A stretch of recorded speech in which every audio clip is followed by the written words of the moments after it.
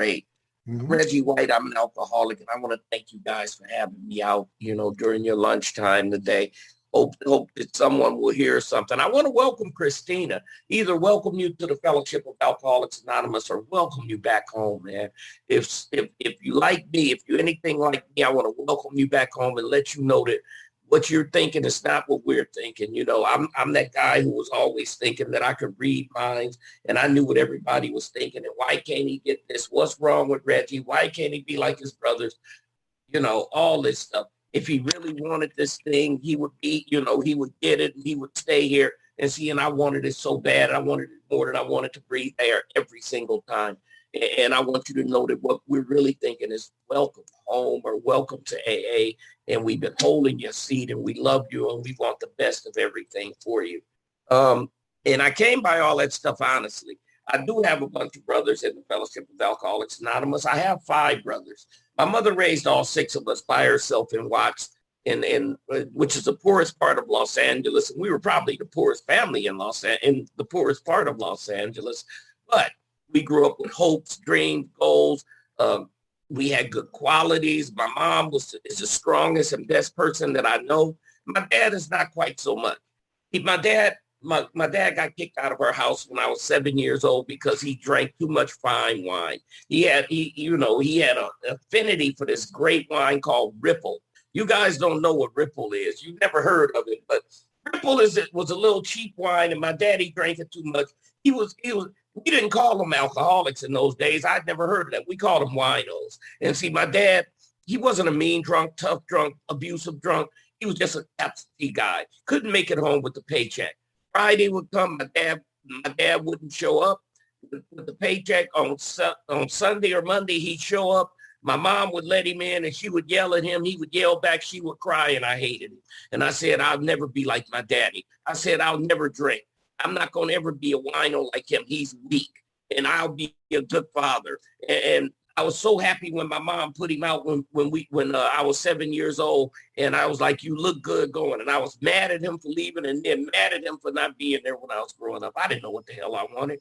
But anyway, my mom raised us by herself and we were church kids. We were high achievers. We were guys. I'm a straight A student. I'm a guy you guys knew me in your class. I was the teacher's pet, but I was also funny. So you like me. I also played shortstop on the baseball team. I was a good athlete. And I also had a girlfriend all the time, right? I'm student body president all the time. Elementary school, junior high, high school, all the way coming up. And we're also church kids. My mom would march all 6 of us around the church all the time. Man, she was a strong woman. Junior church, Bible study, choir practice. I sang in the choir and can't sing a lick. We went to devotion. We went to regular church. In summers, we went to vacation Bible school. Man, I was so sick of church, I didn't know what to do. And finally, by the age of 12, my mom stopped having us go, and I've never darkened those doors again, except for weddings and funerals, but that's a whole nother story. But I grew up with that thought of a punishing God, that Baptist God, you got to come right to be right. And I just knew that I was coming up short, even though I was really a really good kid, right? But, I'm thinking of sins, and I'm looking up there, and forget about it. Anyway, I grew up a real high achieving guy. Me and my brothers grew up high achieving guys. Like I said, didn't touch anything all the way through school. Didn't touch liquor, weed, which everybody was doing in my area where I live, and like I said, I was always a high achiever, always had a real pretty girlfriend on my arm. You guys would have looked at me and thought I had it all going on and I was the happiest kid in school. But man, all I really wanted to do was just get off of third base. See, I was on third base always. It was a good thing when I was in elementary school, but by junior high and high school, listening to all of you fellas, I thought all of y'all were getting down and I'm the last guy, right? The only one that wasn't getting any. I didn't know all y'all were lying, but by the time I got I went all the way through school like that and I got to college, still on third base. And that was killing me. So now I'm in a dilemma. My freshman year in college, one weekend, I'm sitting in my room with this girl. Wasn't my girlfriend, but her boyfriend was going home for the weekend. So she's in my room, and I'm sitting there with a bottle of wine in my hand. Now, I didn't have that cheap wine like my daddy had. I didn't have that Ripple. See, I had something better than that. It was a wine called Silver Satin, right? And see, my roommates had told me, they said, Reggie, because I finally confessed to somebody that I hadn't, that I was still on third base. I hadn't got down, right? And they told me, they said, Reggie, the next time you have a girl in your room, you bring a bottle of wine. You feed her this wine, and as the wine goes down her throat, her legs open up, and I'm like, okay, I'm down for that. But I have a dilemma, right? Because I said I didn't want to be like my daddy, but shit, I was tired of being on third base. So I'm weighing those things out, and the tired of being on third base one, and I fed her that wine, and it worked exactly like they said. I fell in love with alcohol and that non-addictive marijuana. These are in the 70s in my college years, so you know how that went. But the problem was I drank some too, right? And now my mouth started going, and now I'm being cool too. Oh, forget about it. So I started to forget a few of my hopes and dreams. I'm still a top student, good athlete, but I forgot to go to law school like I thought I was, right? Because I also wanted to be a millionaire by the time I was 30. Be an attorney. Me and my brothers, White and White Incorporated, we were going to have a law firm, all that stuff. Forgot about all that, because now I'm drinking, I'm using, I'm having a bunch of girlfriends. I'm going to track meets, Laker games, Dodger games, all this stuff, concerts, having a ball. And I went through school like that, got great grades, came out, forgot to go to law school, but now I'm a captain of industry. I'm always a boss in these jobs and stuff. And I would keep these great jobs, and I still partied all the time. Me and my brothers all partied together. We were all tight, all six of us, and we were all high achievers, and we're all doing really well until we weren't. Then eventually things started to turn on me, and I started to lose a few things. I started losing jobs. That's what started off. Then girlfriends, then apartments. Then I start losing license, insurance, and registration. Then I start losing the cars. I started losing my bank accounts, and I started going to check cashing places, and I started not having my ID. Things got really rough, and I said, okay, by 1984, I'm like, wait a minute. Let me go regroup down at my mom's house for a minute, right? This high achieving great son that my mom was so proud of, all us.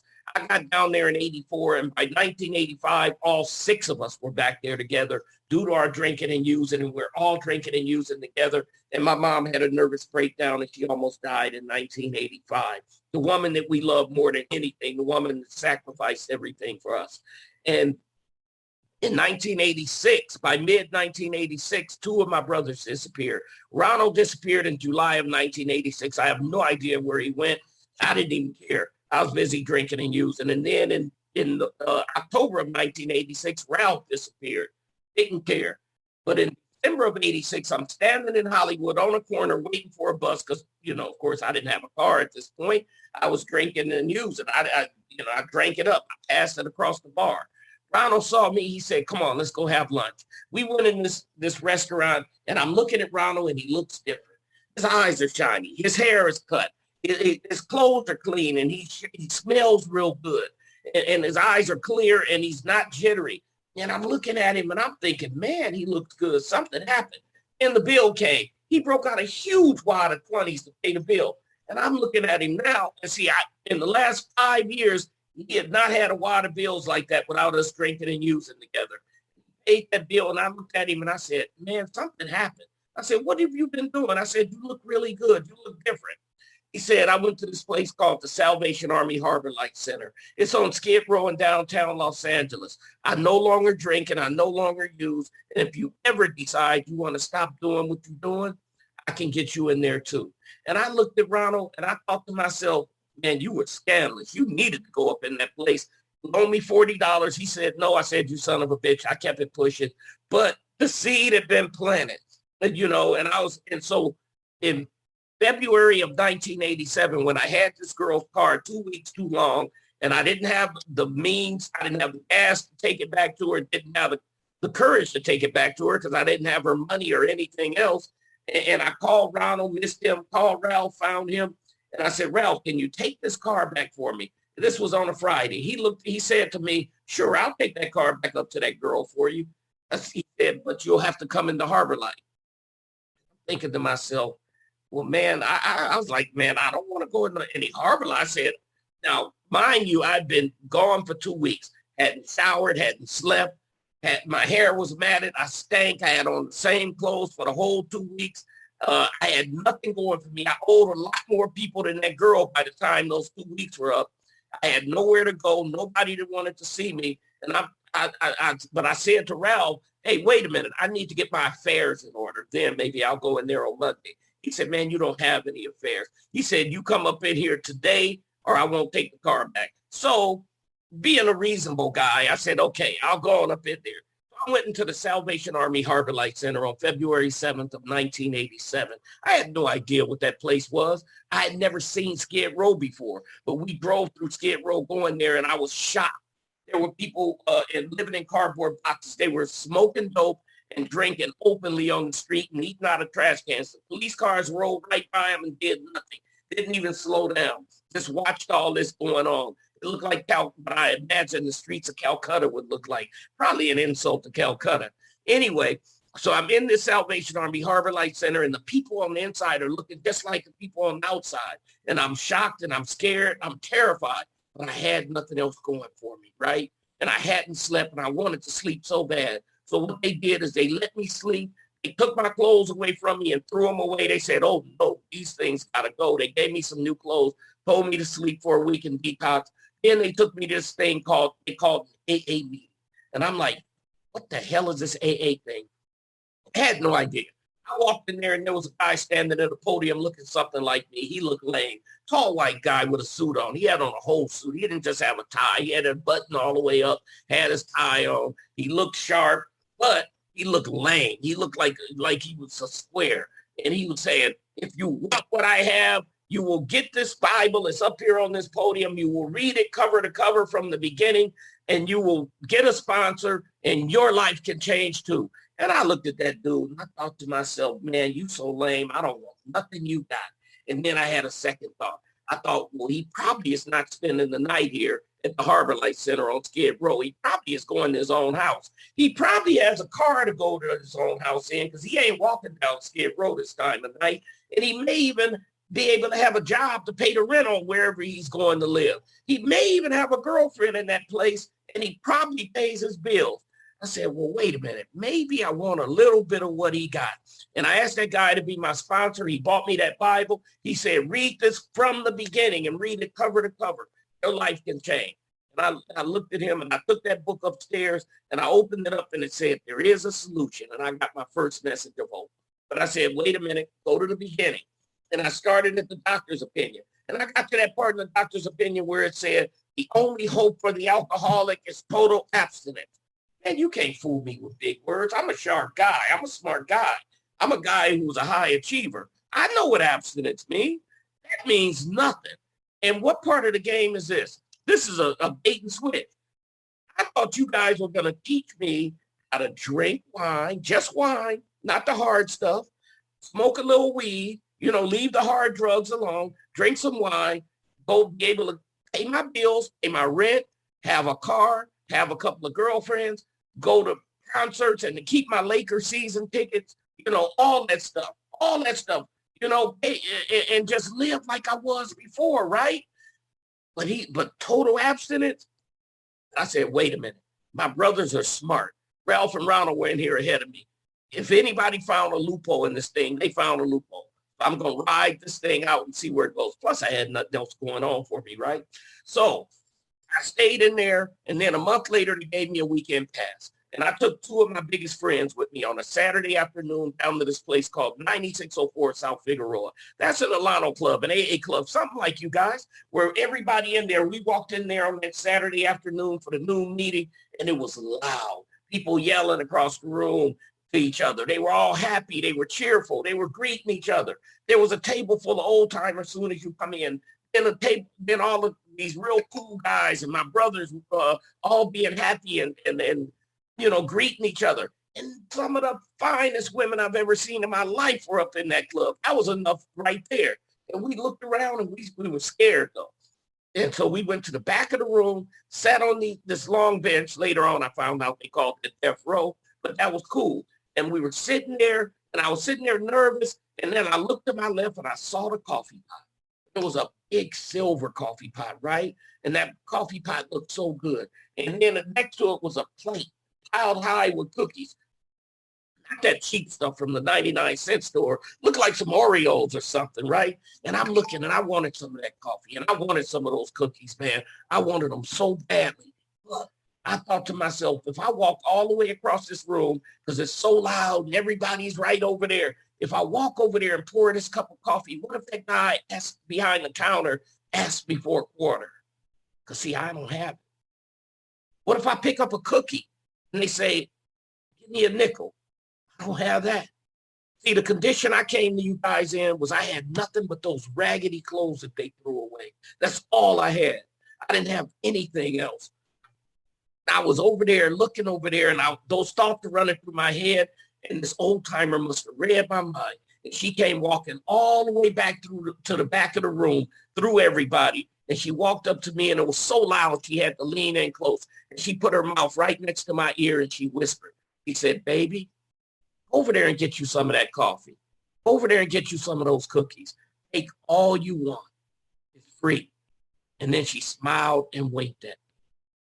See, I fell in love with you guys. I fell in love with Alcoholics Anonymous because of the kindness of strangers right there on the spot, because of how kind that woman was to me. And I got up and I got that coffee and cookies. And I came back and I had my chest out and I told my buddies, go over there and get you some coffee and cookies, right? Because now I'm the vet.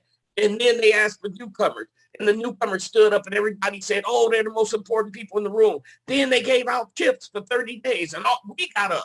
We went up there and got our chips and everybody cheered us. Then after the meet, I don't remember one single thing that happened in that meet. Something about mental obsession, physical allergy, all that stuff. I don't remember who said what or who was up there, but I remember the kindness I had that day. I remember that after the meet, everybody came up to me and said, congratulations on your 30 days. And they remembered my name. They remembered my name, man. And people hadn't, and they told me to keep coming back. People hadn't told me to keep coming back in a long time. And people weren't remembering my name. People didn't want to know my name. And fell in love with you guys. And I started doing exactly what you said do immediately. I started cleaning ashtrays and moving chairs. I started volunteering for things. I started going on panels to prisons. And I started taking on responsibilities. We started later on that year, when I had about 8 months sober, we started the Never Too Early Big Book Workshop in November of that year. I guess maybe close to 10 months sober. That was me, my 2 brothers, a few other people. It was about 13 of us around my mom's dining room table. The same mother that we had almost killed just 2 years earlier, and who almost died. And I remember that morning that we started. We didn't even ask permission. We were scared to. But we were all around the kitchen table, the dining room table, with our big books open. And my mom got up to go to church, and she walked out and she looked. And my mom was so happy she almost cried to see that you guys have brought her sons back to her. And then by December, 1 more month later, my other brother came to the Fellowship of Alcoholics Anonymous. And so it's 4 of us in AA. And then we started taking the steps and my life took off immediately. We started going through these steps the Joe and Charlie way as a group. And we've been doing that ever since. The Never Too Early Big Book Workshop started in November of '87. It's still going on right now with 450, over close to 500 of us on Zoom every Sunday morning. Even when we're live, it's about 300, 350 of us live. And life took off. I got a really good job. And then I got a girlfriend. That girlfriend had a son. So I had a ready-made family, and we're doing holidays, and I'm being Santa Claus at Christmas, and we're everything was just so good. And all of us brothers were together all the time. And then I got recruited from that really good job by the richest man in California, a guy named Eli Brode. He just died.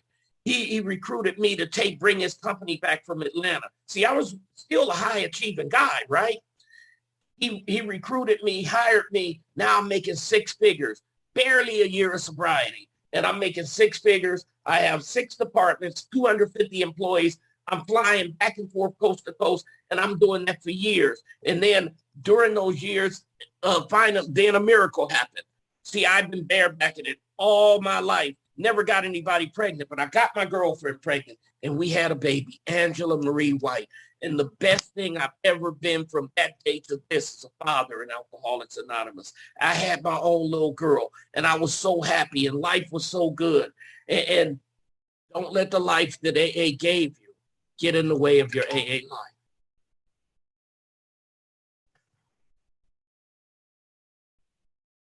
Christina, don't let the life that AA gave you get in the way of your AA life. See, Bill puts it a little differently. He says if an alcoholic fails to perfect and enlarge his spiritual life through self-sacrifice and working with others, he won't be able to survive the certain trials and low spots ahead. And if he can't, he'll drink. And if he drinks, he'll die, and all hope will be lost indeed. What do I mean by don't let the life that AA gave you get in the way of your AA life? See, I told you I used to go on panels to prisons. I used to do all this service and all that. Well, see, now I'm working. I'm running all these departments. I'm flying back and forth. I have a family that I'm taking care of. I stopped going to Never Too Early Big Work. I'm working 7 days a week, and I'm out of the state. And I'm flying back and forth every couple of weeks. And I'm busy with work, and I'm busy with family. And I'm busy doing things the right way. I apply those AA principles to my job, and I'm just rising. So I stopped praying. I stopped doing everything. I stopped going to meetings. I don't deal with my sponsor. I don't deal with sponsees anymore. I stopped going through the book. I stopped doing all the stuff that got me here. And we had those trials. My little girl got sick. And a little more than 4 years old, 4.5 years old, she got sick. And we took her to Children's Hospital. They gave her some bad medication and started eating her kidneys away. We were like, we didn't know that. We kept taking her back and forth. And they couldn't figure out what was wrong, and they couldn't fix it. And she's in agony. She just kept saying, tummy hurts. She can't eat. She can't do anything. She's in total agony for 4 months. We take her out of there to Cedars-Sinai, the best hospital in Los Angeles. They say, no, she's in too much pain. They intubate her immediately. And for 3.5 weeks, she's out. And we're praying. And now all of the AA circles around and gathers around like you guys do. And all the church people and all of my family. And I'm praying, God, please take my life, save my little girl. And it looked like God heard my prayers. And the doctors came out and said, we figured out what's wrong with her. All we need to do is open her up with exploratory surgery. We can fix your little girl. They opened my little girl up and they killed her. And when they killed her, it felt like God left me. Felt like God totally left me. And it's hard for me to tell you what happened after that because I really don't much know. I know that it kind of like I totally shut down. See, I didn't go back to work after that day. I never even called in. Somehow they showed up at the funeral. I didn't go back to an AA meeting. I didn't call a sponsor. See, I used to say that I relapsed because my little girl died. That's not true. I'm a cautionary tale in Alcoholics Anonymous. People in AA have these tragedies in their life like that, and we make it through this. We get in the middle of the herd. We go to more meetings. We get at the podium and talk till they drag us off of it. We call our sponsor. We call sponsees. We grab a newcomer and talk to them. We clean ashtrays and we move the chairs and mop the floors. We go back to the basics. We get in the middle of the herd and we surround ourselves with Alcoholics Anonymous. I did none of that. What I did is isolated. My wife isolated. I couldn't hear you. I couldn't hear anybody. And I just cursed God like, F you, God. Why would you let my little girl suffer like that before she died? Somehow the suffering was worse than the dying to me. Why would the last months of her life have to be nothing but agony and pain? And I was so angry at God. I was so angry at you guys. The things you would say like, oh, you can have another baby. Oh, it would range from, oh, you can have another baby to, oh, I'm so sorry for your loss. And I hated each and every one of you for every word you said to me. And I hated God. And I kept wrap that hate around me like a warm blanket on a cold day. And I lasted for 11 months in that state. And after 11 months were up, I went to a bar and I drank. See, that's how I really know I'm a real alcoholic. Sometimes I had always thought that my drug addiction got so bad that I forgot I was an alcoholic. But I need to tell you guys, don't forget. I don't forget now. I know exactly who I am and what I am. And that's why I was in Alcoholics Anonymous. And I went to that bar and I drank for 2 weeks, 11 months after that little girl died. And after the 2-week mark, I saw her at the bar. Man, she looked good. She had on a real short skirt and it was real low cut. And she had long legs and a really pretty face. And she tilted her head just so, and she gave me that look. Fellas, you know that look when you get it. Women, you know that look when you giving it. And she looked at me like that. And I asked her that question I always do. I gave her that same interview. Do you get high? She said, yes, I was off and running, doing what I really wanted to do and what I really knew I couldn't do. And after 2 weeks of that, I said, I need to see God. That was on the anniversary of my little girl's death. And I said, I need to see God. He needs to explain to me what he's doing. Why is he absentee? Does he need more angels? Does he need help down here? What's going on down here? I wanted him to explain some stuff to me. And I wanted to look God in the face. And I wanted to be back with my baby where I was most comfortable and where I was happiest. And I took a bunch of pills on the anniversary of her death, and I killed myself. And I was pronounced dead on arrival at the hospital, but God wouldn't let me die, and they pulled me back. And when that was the second worst day of my life, when I woke up and looked up and saw everybody that I loved looking down at me. I saw my mom and my brothers. I saw people from AA, and I saw people from the church. I saw all the people that loved me and that I love. And now I'm not only angry, but I'm ashamed. I'm humiliated. And I'm just, now I lost my sobriety and everybody knows it. And I'm so angry now at everybody. And I'm so ashamed and so humiliated. And I stayed that way for about 5 years, just leaving everybody and leaving everything. And then after a 5-year mark, I finally wanted to get back to Alcoholics Anonymous. But I wanted to at least have a year before I made it back to Never Too Early. Somehow I just wanted to get back home to Never Too Early, Big Book Workshop, my home group, because everybody there, that's a special place. That's a magical place in Alcoholics Anonymous. And I wanted to get back there, but I wanted to get back with my pride and my dignity intact. So I wanted to get a year. So I said, let me sneak back to the fellowship. Well, how the hell do you sneak back to Alcoholics Anonymous? Well, here's how you do it. I come to meetings late after they ask for newcomers, right? So I don't have to raise my hand and don't have to stand up. And I leave meetings early before they give out the chips because I don't want to step up there. And I'm too ashamed and humiliated to do that. And so now I'm at meetings, but I'm not in meetings, and I'm not in the fellowship of Alcoholics Anonymous. And I kept doing that over and over again and going to rehabs over and over again and get loaded. Do it again and get loaded. Do it again and get loaded. And I got tired of sneaking. See, remember the difference in how when I first come to the fellowship, how happy I am, how thrilled I am for all that stuff. Now coming back is so much harder, Christina. I know it's so much harder because I have all that pride and all that stuff in the way now too. And I'm thinking you guys are looking at me. I'm reading your minds, right? Like I said in the beginning, everybody's looking at me. Why can't he be like his brothers? Why can't he get this thing? He used to be able to stay sober. Why can't he doesn't want it. Reggie doesn't want it. And I wanted it so bad every single time. And I just couldn't get this thing. And I would just think that you guys had all these thoughts. And I know now all you guys wanted to do was for me to make it back here.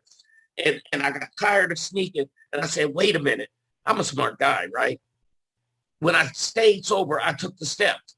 I remember in a vision for you, it says, though you people one man with this book in your hand, we believe and we hope it contains all that you need to begin. So I'll take myself through the steps, through the big book of Alcoholics Anonymous. I took other people through steps. So I would do steps 1 through 4, really solid 1 through 4, do a great 5th step with somebody I find in AA that I don't know.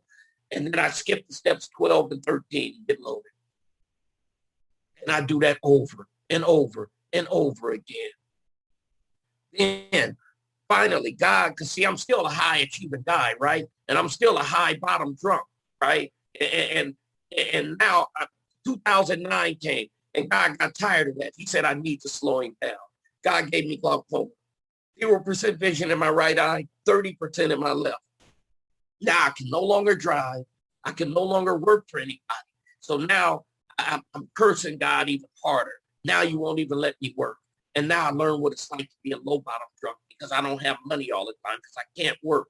Now I've become a low bottom guy. I'm on public assistance. I'm now selling plasma twice a week. They call it donating my ass. I was selling that stuff. I'm selling my plasma twice a week and on public assistance. I'm a guy walking the streets, walking that aimless walk every day the same as the day before. And there's no more Christmas, no more New Year's, no more holidays, no more birthdays. every day the same as the one before. And it's not, and there's no more hope and no more dreams and no more love in my life. All it is anger and anger and anger. And I'm walking with my head down because I'm so ashamed all the time. I can't look people in the face. I can't look you guys in the eye. I can't look my mom in the eye. My mom would let me rent a room in her house because my mom still loved me and believed in me and wanted to believe that I could make it back to you guys, right? That I could make it back to her. He was so angry at me. I remember she would say, see my brothers, Ralph, Ronnie, and Rod, the ones in the fellowship. Hey, Ralph, hey, Ron. And with me, she'd just walk by me and shake her head or just look at me or be mad at me or say, hey, Reggie, at the best of days. And I would lock myself in that room that I rented from her because a mother is only as happy as her most unhappy child. And she just couldn't bear to leave me, let me be homeless, right? And she didn't want me on the street. So at least I never made it on the street. Just stayed angry all the time. And thank God that God doesn't make misery comfortable. You know, see, the only thing that has sustained me through all that time was maybe running into my brothers or maybe a couple of people from Never Too Early. And that's a thing that I would say to you guys here in this room. See, because whenever I run into them, my brothers, they would talk to me about sports. They would talk to me about everything. Nobody ever gave me a meeting directory. Nobody ever said, when are you coming back to the fellowship? Nobody ever said, why don't you try to get sober? Nobody ever said, why do you keep doing what you're doing? What you guys did for me, what those people did for me is treated me like a human being and showed me some love and compassion. And those were the only times I was just felt like I was a little bit of a human being. And maybe that's one of the things I learned. No matter what, for the friends that are still out there, if you got a brother, if you got a cousin, if you got a dad, if you got a kid, just be a dad, just be a brother, just be a husband, because sometimes you're the only big book that they're able to read by how you walk your life. That was the only ones I was able to read the way my brothers treated me.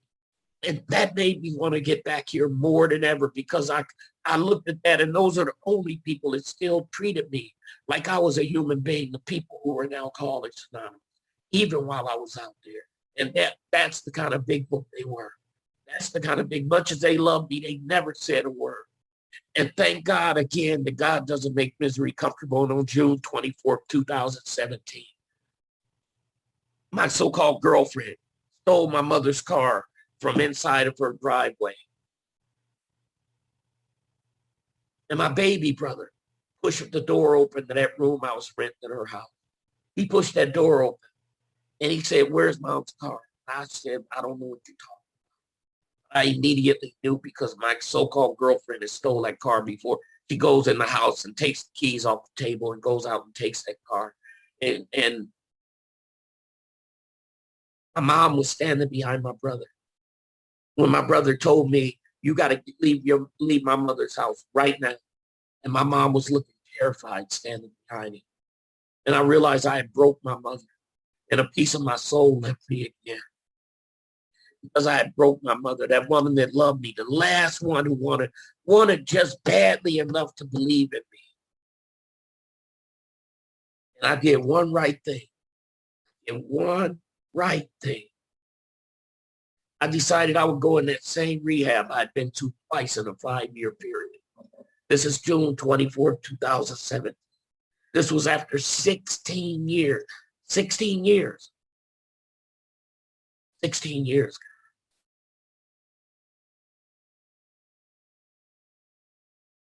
And that's a long time. And I went in this rehab. My sponsor got me in there. This was on a Monday when the car was stolen.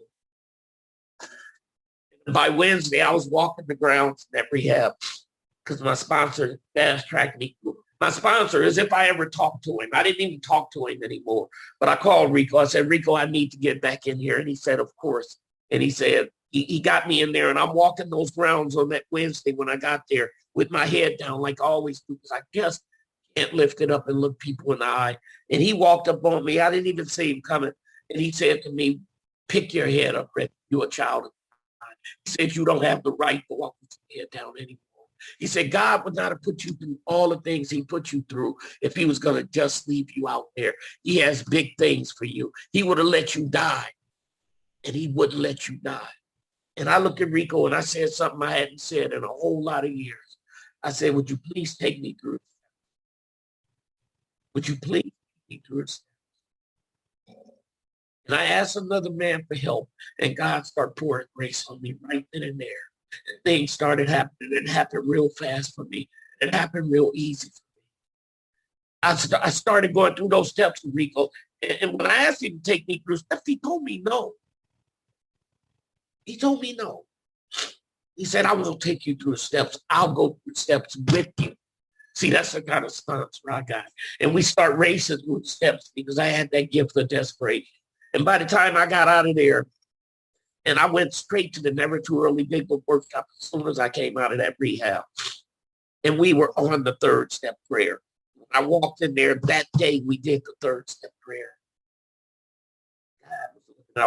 God just poured on me. And I did that third step prayer to a God that I was so angry at and I didn't believe could help me. I didn't believe he was here, but I was willing to believe that you believe. I was willing to believe that you believe. And I did that third step prayer. And then we were immediately on the fourth step. And in the Sunday Never Too Early Big Book Workshop, we have a saying, when you have justified anger, see stuff where I just didn't play a part in it.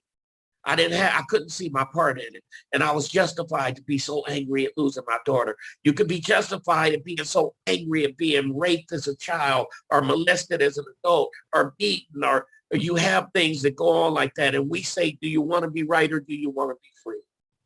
Do you want to be right or do you want to be free? And I chose freedom and I put God on that fourth step. And when I put him on there, things started to happen. I realized that God didn't give my little girl the bad medication the children's hospital did. I realized that God didn't make the decision for my little girl to die, that the doctors that see their side and I did. And when I started to look at the world differently, it started to look back differently at me. And I thought about the fact that I prayed that God would please just take my life and save my little girl. And when did God start working for me instead of me working for him? Okay, well, wait a minute. But he took my vision away and I can't make a living anymore. Well, God left me. I always looked at it like he took all my vision away.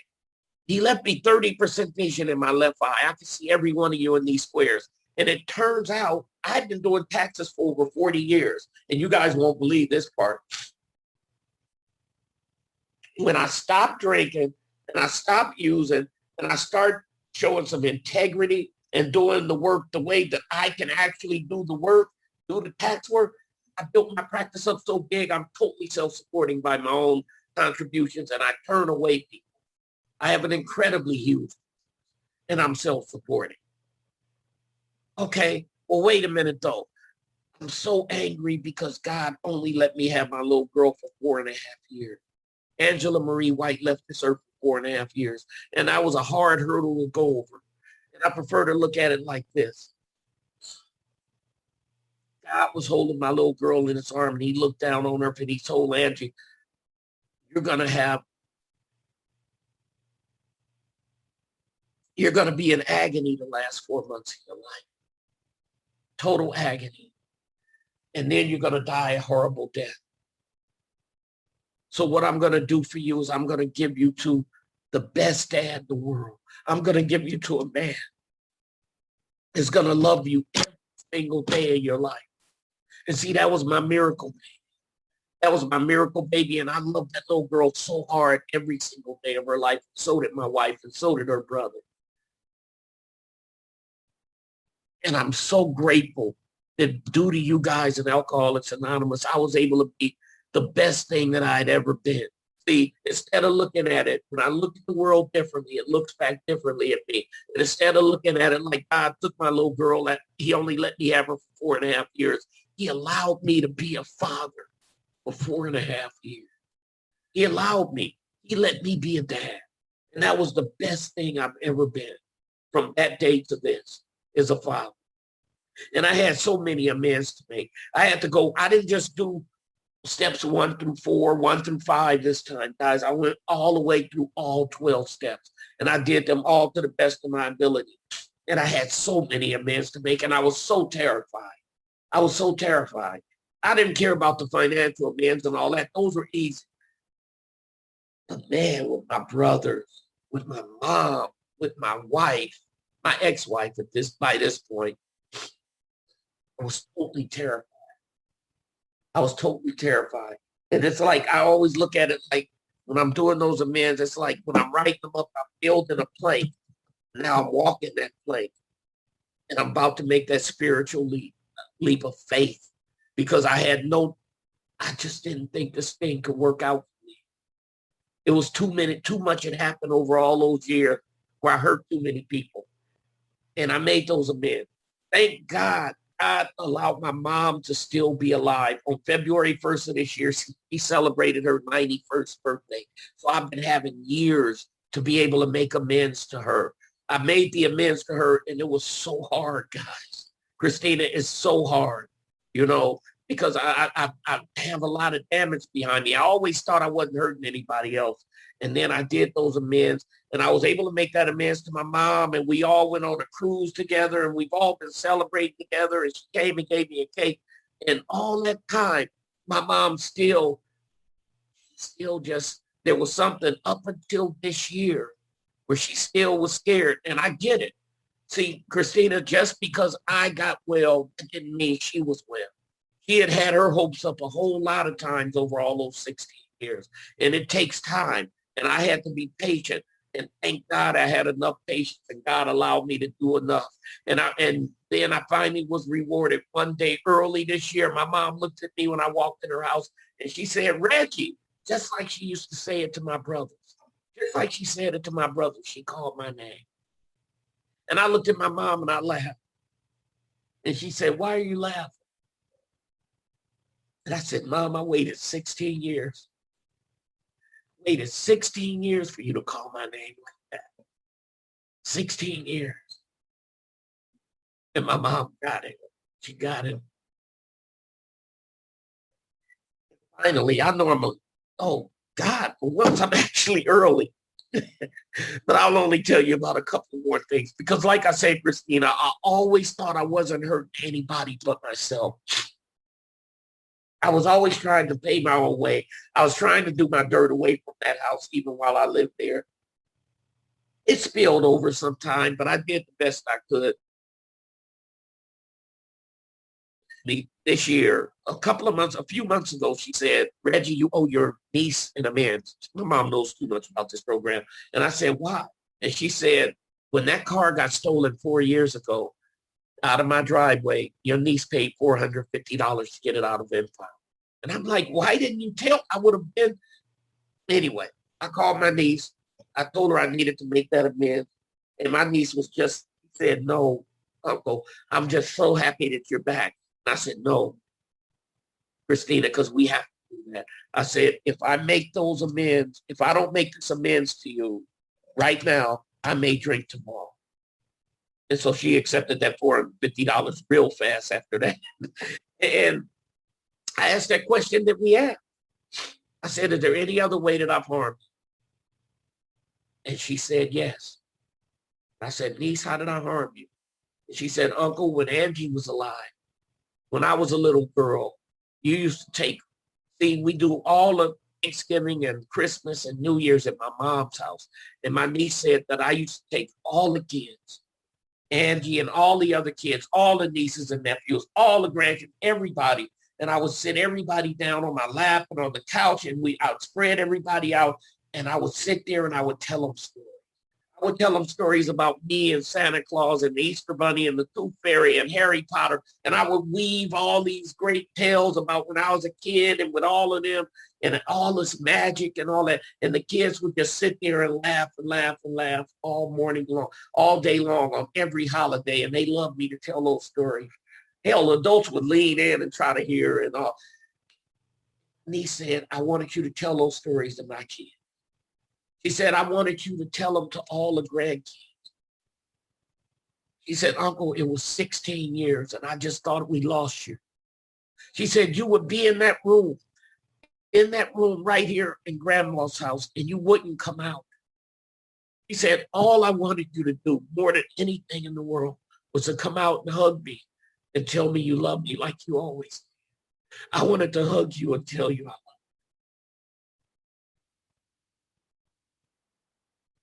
you. And thanks to you here in Alcoholics Anonymous, my niece has her uncle. My mom has her son back. My brothers have their brother back. Thanks to you guys in Alcoholics Anonymous, I have an opportunity to pay back that God that I thought that left. On that day when my baby died, when I thought God left me, and he was just getting ready. He was just lifting weights because he was having to carry me for 6 years till I can make it back to you. And every single day, Christina, I try to do something to be of service because I won't get caught slipping again.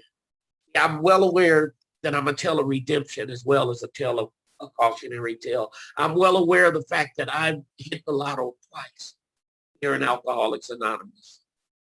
I want to thank you guys for being patient with me and listening to me and allowing me to come out and speak to you here today. Man, I know exactly why I'm sober. I know exactly why God saved me and got me back here so that I can somehow try to carry this message to you guys and let you know that God could and would if you were sought. Christina, only 3 things I would say to you. Trust God, clean house, work with others.